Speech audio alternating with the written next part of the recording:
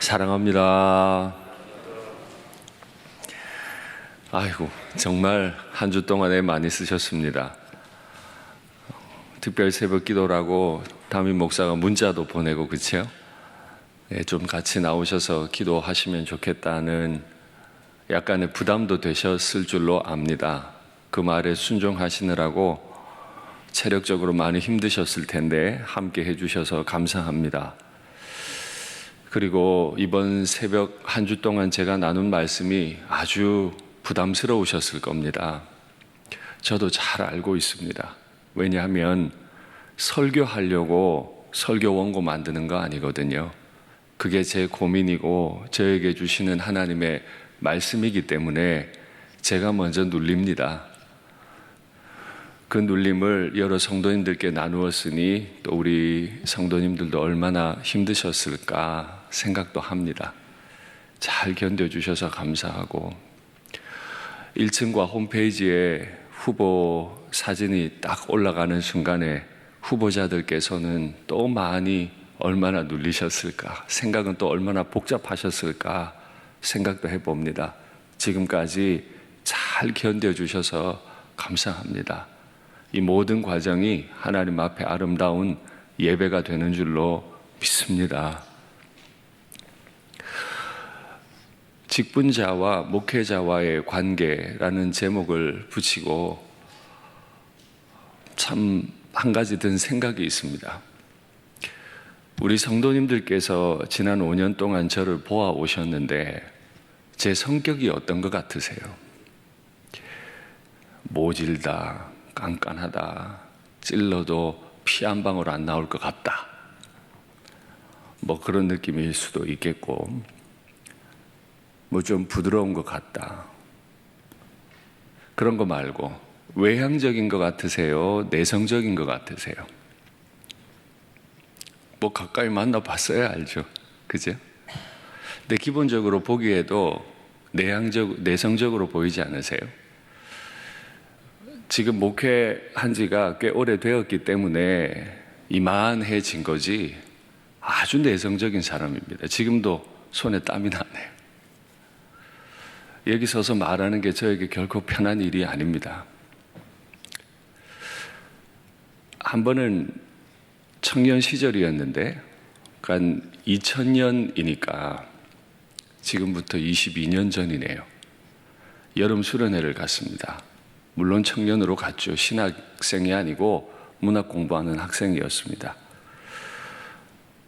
여름에 수련회 마치는 마지막 폐회 예배 때 저희를 지도하셨던 목사님이 갑자기 저에게 오시더니 폐회 예배 때 특송하라는 거예요.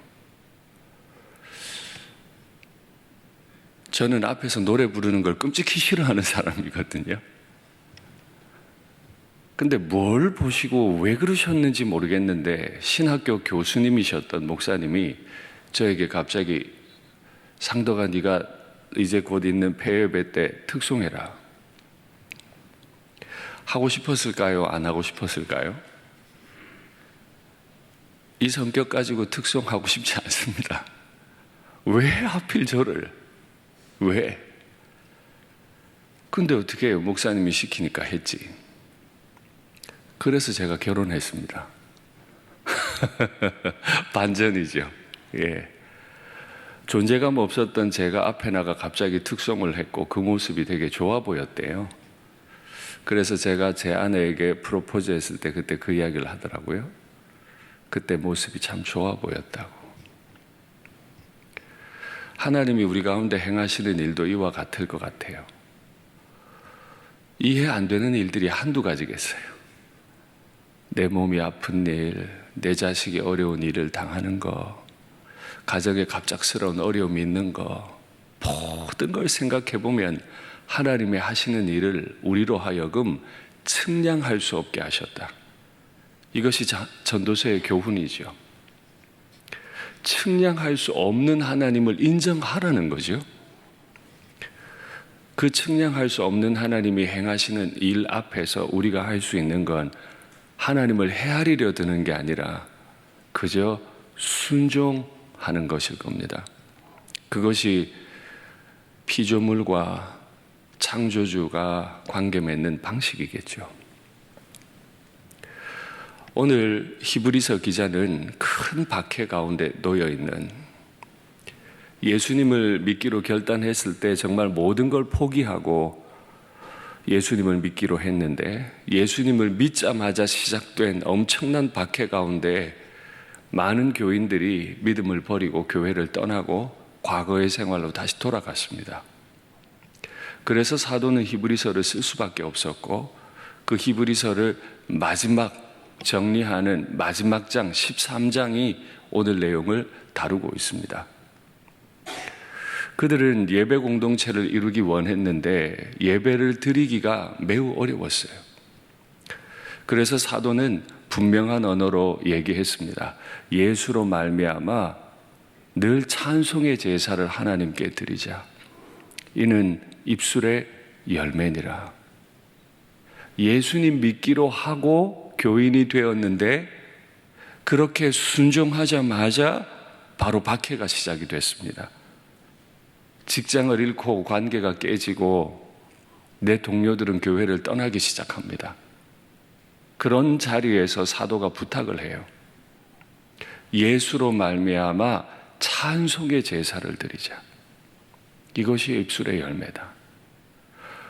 박해를 받고 있는 공동체가 찬송을 드릴 여유가 있을까요? 그럼에도 우리가 찬송할 수 있는 건 우리 내면 안에 거하시는 성령으로 말미암아 주시는 큰 즐거움이 있기 때문에, 아무리 힘들고 어려워도, 내 동역자들이 나 이제 그만할래 하고 다 떠나버려도, 그때에도 내 안에서 증거되고 계시는 예수로 말미암아 예수님이 어떤 분인지 알기 때문에 찬송이 멈추어지질 않는다. 이것이 우리 입술의 열매로 나타나게 될 거다. 여기에선 담임 목사나 우리 모든 분들이 찬송 많이 하는, 해야 해서 하는 게 아니라 예수님 생각하다 보니 할 수 없는 상황이지만은 입술에서 찬송이 흘러나오는 우리가 되면 좋겠습니다. 또 하나의 제사가 더 있어요. 서로 나누어주고 선을 행하기를 잊지 말라. 하나님은 이 같은 제사를 기뻐하시느니라. 입으로는 찬송하는 걸 제사로 받으시고 늘 선을 행하고 서로 나누어주는 손발을 가질 때 하나님은 그걸 제사로 받으신대요. 이 맥락 가운데서 오늘 본문이 이어지는 겁니다. 우리 입술로 찬송을, 우리 손발로 서로 나누어주고 선을 행하는 삶을 살고 있는 그들에게 여전히 박해는 있습니다. 교회가 생존하기가 어려워 보입니다. 어떻게 하면 교회가 지켜질까요? 그래서 사도는 목회자들 혹은 말씀을 가지고 인도하는 인도자들을 대하는 태도를 오늘 3가지로 기록해 줍니다. 그 3가지 기록에 있어서 2 종류의 인도자가 나옵니다. 먼저는 과거의 인도자가 나오고 그 다음은 현재 인도자에 대한 이야기가 나옵니다. 먼저 말씀 확인하시겠습니다. 하나님의 말씀을 너희에게 일러주고 너희를 인도하던 자들을 생각하며 박해의 때에 진짜 힘들고 어려울 때 뭘 해야 할까요? 과거 어느 때 우리에게 정말 아름답게 말씀 가르치시고 그 말씀대로 살아보려고 몸부림하셨던 말씀 사역자들을 떠올려 보라는 거예요. 이건 굉장히 현실적인 얘기입니다. 지금 박해가 너무 심해요. 교회가 깨지고 있어요. 성도들이 교회를 떠나기 시작했어요. 사도가 이때 주는 처방은 과거에 너희에게 어떻게 말씀을 가르쳐주고 너희가 교회에 들어오게 됐는지, 어떻게 믿음의 본을 보여 너희를 인도했는지 그 분들을 생각하고 그들의 행실의 결말을 주의해서 봐라. 그들의 믿음을 본받아라. 생각하고 주의해보고 믿음을 본받아라. 예수 그리스도는 어제나 오늘이나 영원토록 동일하시다. 하시니라. 과거에 우리에게 말씀을 전해 주셨던 분의 모델로 세워진 분이 예수님이십니다. 이 땅에 처음 오셨을 때 예수님은 사역이 녹록지 않았습니다. 사역을 마무리하실 때는 성전을 모독했다, 신성을 모독했다는 이유로 십자가에 못 박혀 죽으셔야 했습니다. 이제 우리와 같이 계시지도 않은 것 같습니다. 그래서 많은 교우들이 교회를 떠나고 있습니다. 이 상황에 해야 할 일은 우리의 영원한 인도자이신 예수님을 떠올려 봐라. 예수님을 생각하고 예수님이 하셨던 일들을 가만히 주위에서 바라보고 예수님을 본받기 위해 애써야만 한다. 그리고 두 번째 처방이 바로 현재 사역자로 있는 사람들에 대해 어떤 관계를 가질 건가, 이것이 매우 중요하다. 교회 생활에서 이것이 매우 중요하다. 특별히 어렵고 힘든 시기를 지나는 공동체일수록 말씀 사역자들, 인도자들, 목회자들과의 관계를 어떻게 맺는가가 교회 생활에 굉장한 힘이 될 수도 있고 어려움이 될 수도 있기 때문입니다. 말씀 확인하시죠. 너희를 인도하는 자들에게, 지금 현재형입니다. 그러니까 과거에 인도하는 분이 계셨고 지금 박해의 시절에 교회가 유혹받고 깨져나가고 있는 이 시절에 교회를 이끌고 있는 인도하는 자들에게 순종하고 복종해라. 그들은 너희 영혼을 위하여 경성하기를 자신들이 청산할 자인 것 같이 하느니라. 현재 말씀을 가르치고 인도자로 부름받은 사람들에게 순종하고 복종하래요. 비슷한 말이 반복이 됐습니다. 그렇죠? 많이 힘들고 어려워요. 교회 갔는데 말씀 사역자들이 우리의 현실을 몰라주는 것 같아요. 그때 어떻게 하라고요? 순종하고 복종해야 한다. 음악 전공자들도 있는데 앞에 서서 찬양인도 잘하는 사람들도 있는데 굳이 왜 나를? 그 교회 간 지 6개월밖에 되지 않은 새가족인 나를 왜? 내 의사도 묻지 않으시고 왜 결정을 하셔서? 근데 어릴 때부터 배운 게 목사님 시키는 대로 해라. 부모님께 배운 건데 안 한다고 할 수도 없고. 그게 결혼으로 이어질 줄이야. 똑같은 이야기는 아닙니다만 또 다 알고 있습니다만 원리상 그렇습니다. 목회자들과 직분자들의 관계는 감독의 관계, 견제의 관계, 경쟁의 관계가 아닙니다. 목회자들은 우리 오랜 중직자들보다도 이 교회 생활이 훨씬 짧을 겁니다. 앞으로도 때가 되면 이 교회를 떠나게 되겠지요. 아무리 담임 목사여도 장로님들, 또 집사님들, 권사님들만큼 교회를 모를 수 있습니다. 왜냐하면 교회 생활을 한 기간이 길지 않기 때문이죠. 그런 관계 속에서 목회자에 대해 견제를 하거나 감독을 하려 하면 성도들에게 오는 일은 말씀이 들리지 않는 것입니다. 감독의 대상이 되고 있는 사람이 전하는 말이 들리겠습니까? 그래 보자. 너는 그대로 하는지 보자. 이런 관계가 되면 우리에게 유익이 없어요. 충분히 이해하실 수 있는 말일 겁니다. 오히려 방식을 바꾸어서 순종하고 복종하려고 애를 쓰셔야 됩니다. 그래서 명령하는 겁니다. 그렇지 않으면 이 말이 필요가 없지요. 왜 순종하고 복종해야 합니까? 히브리서 기자가 아니라 사도 바울은 에베소서에서 전혀 다른 각도로 이 문제를 해결합니다. 언젠가 한번 말씀드린 적이 있는 내용인데 다시 한번 확인하시죠. 그가 어떤 사람은 사도로, 어떤 사람은 선지자, 어떤 사람 복음 전하는 자, 어떤 사람은 목사와 교사로 삼으셨으니 지금 길게 설명할 시간이 없습니다. 지금 여기 거론된 분들은 쉽게 말하면 말씀 인도자들을 말하는 겁니다. 이는 성도를 온전하게 하여 봉사의 일을 하게 하며 목회자를 교회의 직분자로 두신 이유는 성도를 훈련시켜서 온전하게 만들고 교회를 위한 봉사자로 세우게 하기 위해서 목회자를 두었다. 그 결과가 그리스도의 몸을 세우려 하십니다. 그리스도의 몸을 세우기 위해 예수님께서 두신 제도가 목회자 제도인데, 목회자에 대해 견제하고 감독하고 경쟁하려 하면 몸은 안 세워집니다. 목회자도 사람일 뿐이어서 다 할 수가 없어요. 그에게서 온몸이 각 마디를 통하여 도움을 받음으로 연결되고 결합되어, 예수님께서 그에게서 온몸이 각 마디를 통하여 도움을 받음으로 연결되고 결합되도록 했습니다.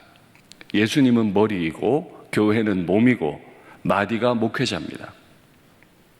근육이 굉장히 충만한데 마디가 꺾이지 않으면 이 근육 어디다 쓰겠어요? 힘을 쓰려면 마디가 필요한데, 마디가. 목회자는 이 마디 같은 사람이라는 거죠. 근육이 크지 않아요, 마디는. 있는 듯 없는 듯 해요. 그런데 이게 없으면 아무것도 할 수 없어요. 이걸 그에게서, 머리이신 예수님께서 발끝까지 사용하시는 방법이라는 거예요.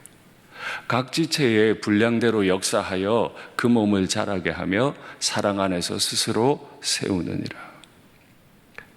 이 관계 설정이 잘못되면 근육은 큽니다. 특별한 직분자들께서 아는 것도 많으시고 능력도 출중합니다. 교회를 오래 다니셔서 아는 분도 되게 많으세요. 근데 꺾이질 않아. 아무런 힘을 쓰지를 못해. 경색된 관계가 되면 결국에는 주님께서 쓰실 수 없는 교회가 되고 말아요. 물론 이런 말씀을 하고 싶으실 겁니다. 목회자들은 그럼 잘하고 계십니까? 목회자들은 마디 역할 잘하고 계십니까? 예. 그래서 제가 참 많이 어렵습니다. 이런 설교하는 게 되게 부담스러워요. 너는 잘하고 있나? 목회자 때문에 시험 듭니다. 제가 몰라서 드리는 말이 아닙니다. 알고 있지만 드릴 수밖에 없는 말씀입니다. 이런 때에 말씀드리지 않으면 언제 이런 말씀 드리겠어요? 너그럽게 이해하고 받으십시오. 그래서 하나님께서는 말씀을 가르치는 자들을 가까이 데려다 놓으시고 엄격하게 훈련시키세요. 아론의 아들들을 하나님은 즉사시키셨습니다. 2번 묻지도 않으셨어요. 소명의 기회도 없어요. 너 왜 그랬니? 묻지 않아요.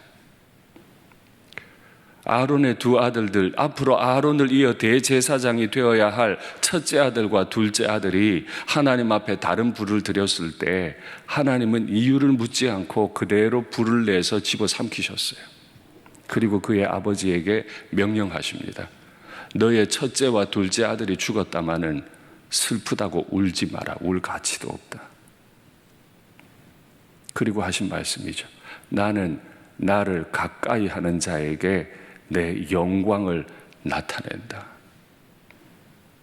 말씀을 가르치는 자들을 하나님이 엄격하게 다스리셔서 그 다스림을 통해 하나님은 당신의 다스림이 얼마나 영광스러운지 드러내시겠대요.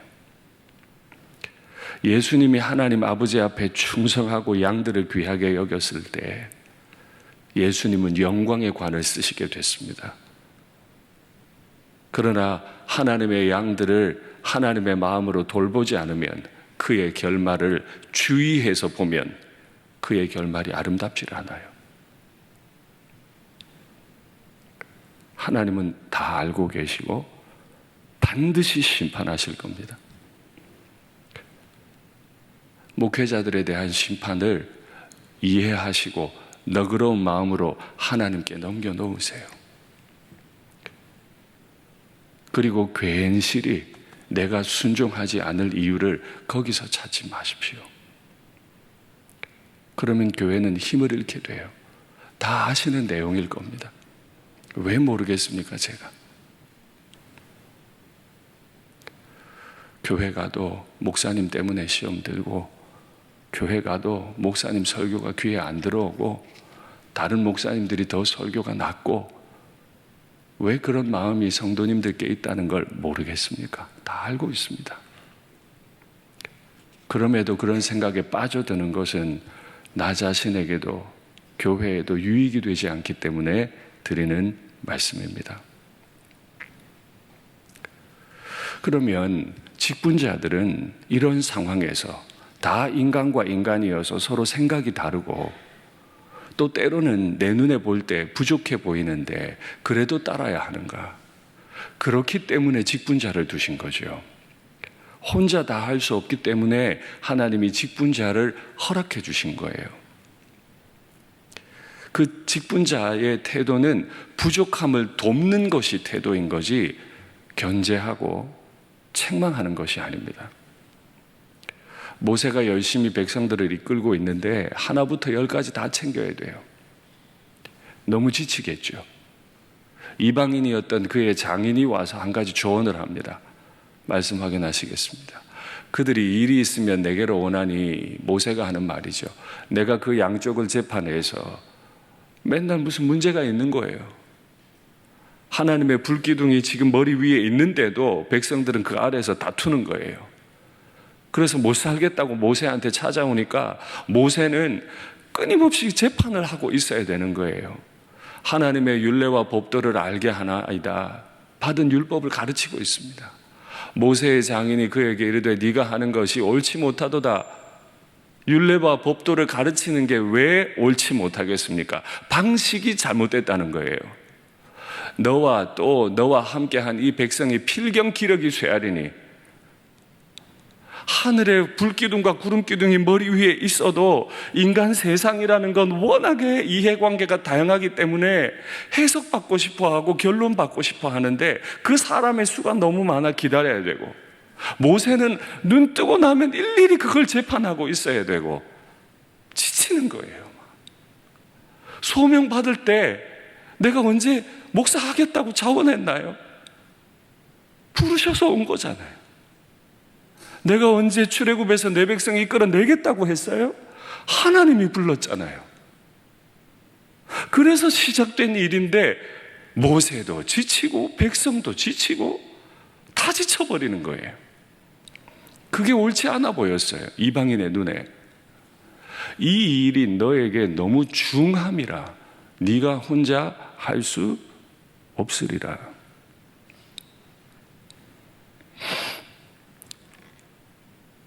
목회는 목회자의 능력만으로 감당이 되는 게 아닙니다. 그렇게 힘든데 견제하고 살피시고 책망하면 목회자는 어디에서 힘을 얻죠? 다음 말씀 확인하시죠. 너는 또 온 백성 가운데서, 지금 이런 문제가 있으니까 온 백성 가운데서 사람을 선택해라. 직분자를 선택하는 거죠. 능력 있는 사람을 선택하는데 잘 보셔야 됩니다. 이 능력 있는 사람 할 때 능력은 어떤 능력인지 곧 하나님을 두려워합니다. 성경이 말하는 능력은 하나님을 두려워하는 능력이에요. 진실한 거예요. 불의한 이익을 미워하는 거예요. 이게 직분자들의 능력이에요. 다른 데서 능력을 찾으면 목사와 어떻게 동력이 가능하겠어요? 목사가 뭘 알길래요? 진짜 하나님이 원하시는 직분자들의 능력은 내 자신이 하나님을 두려워하는가, 내가 교회 공동체 안에서 이 말 한마디 하는 걸 두려워하고 있는가, 아니면 내 말에 대한 지나친 확신 때문에 쉽게 나오는가. 겉으로는 하나님 얘기하지만 속에 진짜 하나님을 두려워하는 마음이 있는 진실한 사람인가 아닌가. 이걸 잘 살펴서 백성 위에 세워서 천부장과 백부장과 50부장과 10부장을 삼아 그들이 때를 따라 백성을 재판하게 해라. 큰 일은 모두 너에게 가져갈 거다. 정말 중요한 일들은 10부장부터 천부장까지 다 거쳐서 모세 너에게 오게 될 거다. 근데 작은 일은 모두 그들이 스스로 재판할 것이다. 역할 좀 나눠. 사도들도 우리가 말씀을 제쳐놓고 접대하는 일이 마땅하지 않겠다. 한 것과 같아요. 그리하면 그들이 너와 함께 담당할 것인즉, 지쳐가고 있는 모세 옆에 와서 모세의 힘을 더해 줄 것이기 때문에 일이 너에게 쉬우리라. 교회에서 시작된 최초의 직분 제도입니다. 이 최초의 직분 제도의 마지막 목표가 뭐였어요? 인도자들이 일 좀 쉽게 하는 겁니다. 혼자 동으로 뛰고 서로 뛰는 게 아니고 일 쉽게 하는 겁니다. 그러면 직분자들에게 드릴 수 있는 말씀은 이거죠. 여러 직분자들이 계시기 때문에 담임 목사가 일이 쉬워져야 되는데 지금 그렇다고 생각하십니까? 혹은 아닐 거라고 생각하십니까? 이야, 마지막 날까지 진짜 목사 정말 칼을 갈았나 보다. 이게 기도 제목입니다. 내가 직분자가 되는 이유는 목사님이 이 교회 공동체를 이끌고 가려 할 때 좀 쉽게 목회할 수 있게 동역하기 위해서지, 나 자신이 원하는 교회를 만들기 위해서가 아닙니다. 그러면 교회는 직분자들의 수만큼 조각이 날 겁니다. 여기서 한번 설교해 보세요. 이런 말 하는 게 쉬운가? 쉽지 않아요. 그러나 이게 성경의 원리예요. 어제 제가 고린도전서로 말씀을 드릴 때 스데바나의 집과 부드나도 아가이고 얘기를 했습니다. 사도 바울이 고린도 교회를 너무 그리워하고 너무 외로운 상황에 있는데 아무런 조치를 할 수가 없어요. 너무 거리가 멀고 바다가 가운데 있어요. 그때 스데바나, 부드나도 아가이고는 용기를 냈어요. 사도 바울에게 우리가 가자. 근데 그때 사도 바울의 표현이 뭐였죠? 너희의 부족한 것을 보충하였습니다. 교회가 해줘야 될 일을 못하고 있기 때문에 바울은 점점 힘들어져요. 아무리 기라성 같은 사도여도 그들은 힘들 수밖에 없는 사람이에요. 그때 스데바나, 부드나도 아가이고는 결단하고 성도 섬기는 마음으로 바울을 섬기기 위해 건너왔어요. 바울에게 고린도 교회의 고민을 전하고 바울이 정확하게 듣고 잘 처방할 수 있는 시간을 만들어주고 정보를 주고 심부름 다 해줬어요. 이게 직분자의 아름다운 모습이라는 거예요. 세 번째, 목회자들과 어떤 관계 설정을 하시는 것이 좋은지 오늘 본문이 설명하는데, 너희는 그들이 즐거움으로 이것을 하게 하고 근심으로 하게 하지 말라. 목회를 즐거움으로 할 수 있게 해주셔야 돼요. 목사님은 설교만 하시고 나머지는 우리가 알아서 할게요. 근데 그게 설교와 엇박자 나면 어떻게 되죠? 그럼 목회자는 왜 목회를 하는 거예요? 목회자를 부르지 말고 설교자를 불러야지. 대한민국의 설교 최고 잘하는 분 불러서 여기 설교하고 가시게 하면 되잖아요. 설교의 내용이 교회의 모든 사역에 그대로 녹아 들어가야 목회가 되지요. 근데 그게 즐겁게 할 수 있게 해줘야지 근심으로 하게 하면 안 돼요. 근데 꽤 많은 교회들이 바로 이 지점에서 많이 힘들어집니다. 목회자의 마음이 교회를 생각하면 위로가 되고 즐거움이 있고 만족하고 감사가 넘쳐야 되는데 근심만 자꾸 돼. 이건 주님의 명령입니다. 즐거움으로 하게 하십시오. 근데 이게 안 됐던 교회가 고린도 교회예요. 스데바나의 집을 얘기했던 그 고린도전서 16장에서 바울은 전혀 반대 얘기도 하나 합니다. 말씀 확인하시죠. 디모데가 너희에게 이르거든. 디모데는 바울의 수제자죠. 목회자입니다. 디모데가 고린도 교회에 갈 겁니다. 너희는 조심하여 그로 두려움이 없이 너희 가운데 있게 해라. 아니, 너무 따뜻하고 환대하는 교회에 저런 말 할 필요가 없지요. 이미 금요일마다 말씀을 받으셨습니다만 베드로가 와도 깨지는 게 고린도 교회, 바울이 와도 깨져, 아볼로가 와도 깨져, 누가 와도 고린도 교인들의 성에는 안 차요. 그러니 이제 막 목사 안수 받은 디모데가 그 교회 가서 살아남겠습니까? 어렵다는 거 바울이 알아요. 그러나 목회자를 보내야 돼요. 디모데가 가거든 부탁하자. 조심해라. 디모데가 내 마음에 맞네 안 맞네, 나는 베드로 파네, 나는 바울 파네, 아볼로 파네, 이런 거 좀 하지 말고 좀 어린 사역자를 조심히 대해라. 그로 두려움이 없이 너희 가운데 목회하게 해줘라. 이는 그도 나와 같이 주의 일을 힘쓰는 자기 때문이다. 바울이라서 잘해주고 베드로니까 잘해주고 그만큼 안 되면 못해주고 아니고,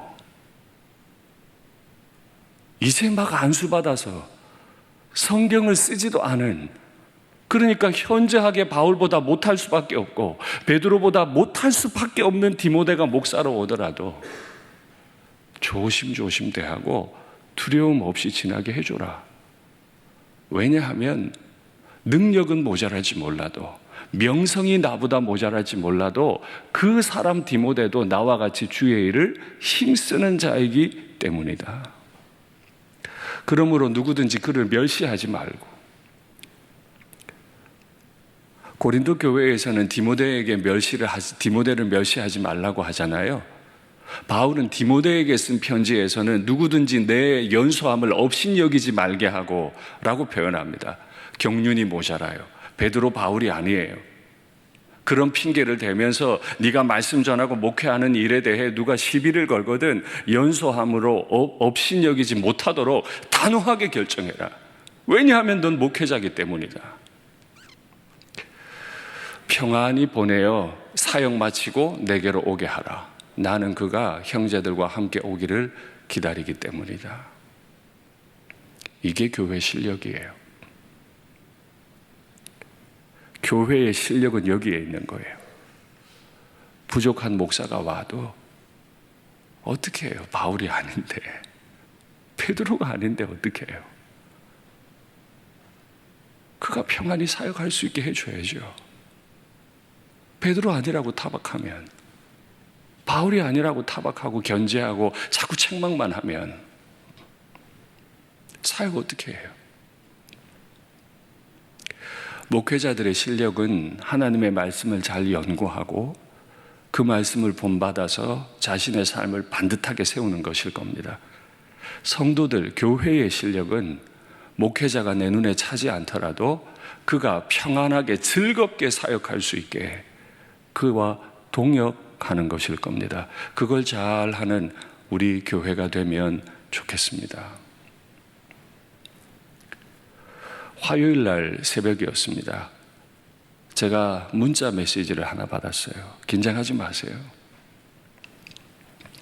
제가 8년간 섬겼던 교회 담임 목사님께서 지난 주간에 교단 총회에서 부총회장으로 당선이 되셨어요. 이제 내년에 우리 교단 총회장이 되시는 거거든요. 그러니까 제자 입장에서 굉장히 축하하고 감사하고 영광스러운 일이 아닙니까? 제 목사님이, 저를 가르치셨던 목사님이 교단 총회장이 되시니까요. 그래서 축하한다는 화분을 하나 보냈어요.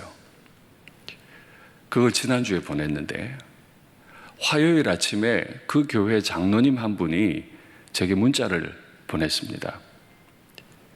화분을 딱 사진을 찍어서 저한테 보내셨어요. 저는 제가 가진 원칙상 교회를 떠나면 그 교회 어떤 성도와도 연락하지 않습니다. 연락을 주시면 받을 뿐입니다. 제가 먼저 연락하지는 않습니다. 그 원칙은 지금도 지키고 있습니다.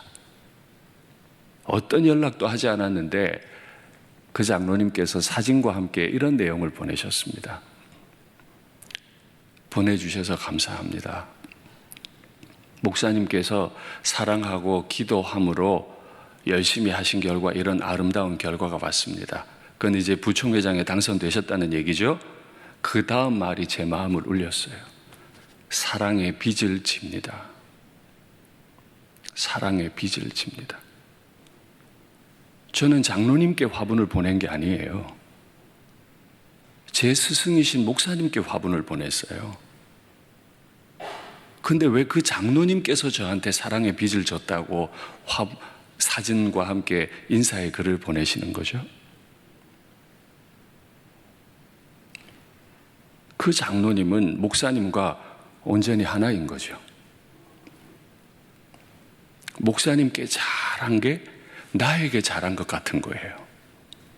그러면 그분은 일자 무식쟁이여서 그렇게밖에 생각을 못해서 그런 분이실까요? 아닙니다. 우리나라 큰 기업의 CEO였습니다. 대표적인 기업의 CEO였어요. 세상살이 다 알아요. 굳이 그런 문자 안 해도 돼요. 그런데 사진을 찍고 사랑의 빚을 졌습니다. 감사한 마음을 담아 작은 종 드림. 참 아름답다 생각했습니다. 자신과 목회자를 온전히 하나로 여겨서 목회자의 기쁨을 본인의 기쁨으로, 목회자가 잘 되는 걸 본인이 잘 된 것으로 감사할 줄 알고 빚졌다고 고백할 수만 있다면 교회 생활이 얼마나 즐겁고 좋을까요? 제가 우리 교회 부임하고 우리 장로님들께서 저에게 참 따뜻하게 잘 대해 주셨습니다. 1년도 안 된 사역자가 파트 교역자 다 없애고 주일학교 전부 다 풀타임 바꾸어 주시면 좋겠습니다. 풀타임으로 하신다는 건 사택을 다 드린다는 겁니다. 제가 워낙 사택 때문에 마음고생이 심했던 사람이라 마음껏 목회를 하게 하려면 생활을 하게 해줘야 되잖아요. 이 비싼 후곡마을 동네에 사역자들이 어떻게 들어와요? 다 빚인데. 그러니 다 해결해 주십시오. 요즘 애들 떡볶이 안 먹습니다. 피자 먹지. 그거 사례해서 다 나가게 못합니다. 신방비 실비를 올려주십시오. 다 해주셨어요. 다. 제 가정에 대해 얼마나 걱정해 주시는지 몰라요. 심지어 대구에 부모님 모시고 올라올 수 있게 준비해야 되는 거 아니냐고. 이런 하나하나의 말들이 참 내가 사랑받고 있구나. 그래, 내가 더 충성해야지. 내가 교회에 불편 안 끼쳐야지. 이렇게 날 알아주시고 마음껏 사역하게 해주시는데 내가 최선 다해야지. 제가 신경 쓸 일 없도록 교회의 많은 시설들을 다 돌아보고 위원회별로 장로님들이 일일이 고민하셔서 일을 다 해결해 놓으시고 저한테 물어봐 주시고 이렇게 하면 되겠느냐고. 이런 거 하나하나가 목사를 만들어가는 거거든요. 견제와 책망은 만들지 못해요. 아프게만 만들 뿐이에요. 말씀을 맺겠습니다. 예수님께서 우리를 위해 십자가에 못 박히신 그 사실을 생각해 보십시오. 사랑할 만한 가치가 있어서 사랑하신 게 아니죠. 사랑할 가치가 없는 사람들을 사랑하셔서 십자가에서 죽으심을 주의 깊게 보십시오. 그리고 그들의 길을 본받아 걸으셔야 합니다. 지금 말씀을 가지고 인도하는 목회자에게 순종하고 복종하십시오. 근심으로 목회하게 하지 말고 마음껏 즐겁게 목회할 수 있게 다 채워주십시오.